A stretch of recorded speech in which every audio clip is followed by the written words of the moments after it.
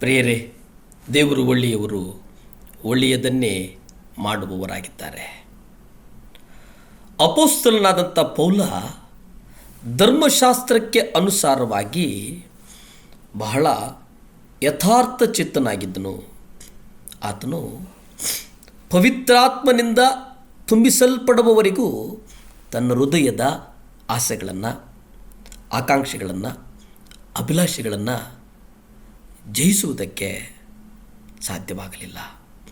ಅದರ ನಂತರ ದೇವರಾತ್ಮನು ಆತನನ್ನು ಆ ದುರಾವಸ್ಥೆಯಿಂದ ಬಿಡುಗಡೆಗೊಳಿಸಿದನು. ಇದೇಗೆಂದರೆ, ಯೇಸು ಒಬ್ಬ ಕುರುಡನ ಕಣ್ಣುಗಳನ್ನು ತೆರೆದ ಹಾಗೆ ಆ ಕುರುಡನು ತಾನಾಗಿಯೇ ತನ್ನ ಕಣ್ಣುಗಳನ್ನು ತೆರೆಯುವುದಕ್ಕೆ ಸಾಧ್ಯವಿಲ್ಲ.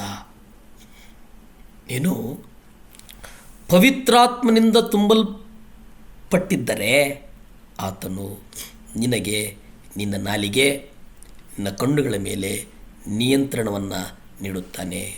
ಪ್ರಿಯರೇ, ಅದೇ ಕಾರಣಕ್ಕೆ ನಮ್ಮ ನಾಲಿಗೆಗಳನ್ನು ಕರ್ತನು ಮುಟ್ಟಬೇಕು.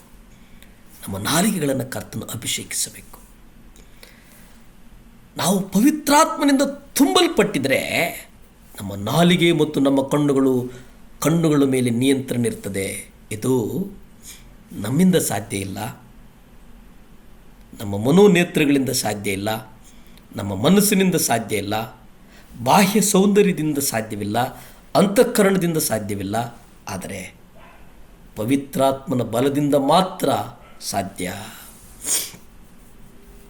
ವಾಸ್ತವವಾಗಿ ನಾವು ಪವಿತ್ರಾತ್ಮನಿಂದ ತುಂಬಲ್ಪಟ್ಟಿದ್ದರೆ ಮಾತ್ರ ಯೇಸು ಪರ್ವತದ ಪ್ರಸಂಗದಲ್ಲಿ ಹೇಳಿರುವ ಎಲ್ಲ ಸಂಗತಿಗಳಿಗೆ ನಾವು ವಿಧೇಯರಾಗಿ ಜೀವಿಸಲು ಸಾಧ್ಯವಾಗುತ್ತದೆ ಎಂದು ಆತ್ಮ ಪರಿಪೂರ್ಣತೆ ಎಂಬ ಹೆಸರಿನಲ್ಲಿ ನಾವು ಅನೇಕ ಪ್ರಸಂಗಗಳನ್ನು ನಾವು ನೋಡ್ತೇವೆ.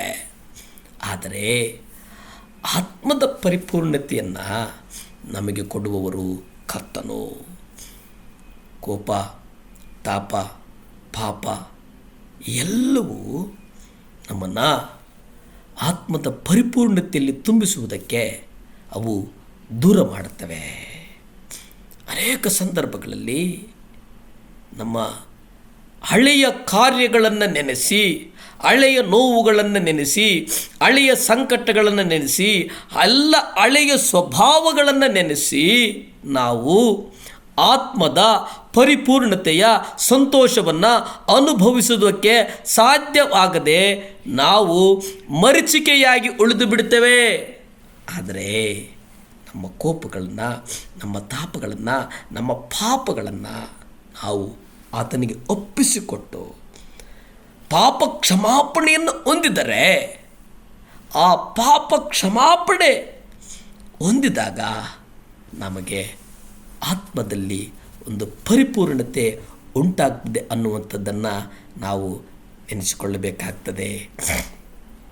ಯೋಬನ ಪತ್ರಿಕೆಯನ್ನು ನೀವು ನೋಡುವುದಾದರೆ, ಯೋಬ 3ನೇ ಅಧ್ಯಾಯ 7-8 ನೀವು ನೋಡಿ, ನರಮನುಷ್ಯನು ಪ್ರತಿಯೊಂದು ಪ್ರಾಣಿಯನ್ನು ಹತೋಟಿಗೆ ತಂದಿದ್ದಾನೆ, ಆದರೆ ಯಾವ ಮಾನವನು ನಾಲಿಗೆಯನ್ನು ಹತೋಟಿಗೆ ತರಲಾರ. ಇಲ್ಲಿ ನೋಡಿ, ಮನುಷ್ಯ ಜಾತಿಯು ಸಕಲ ವಿಧವಾದಂಥ ಮೃಗ, ಪಕ್ಷಿ, ಸರ್ಪ, ಜಲಚರಗಳನ್ನು ಹತೋಟಿಗೆ ತರುವುದುಂಟು ಮತ್ತು ತಂದದ್ದುಂಟು.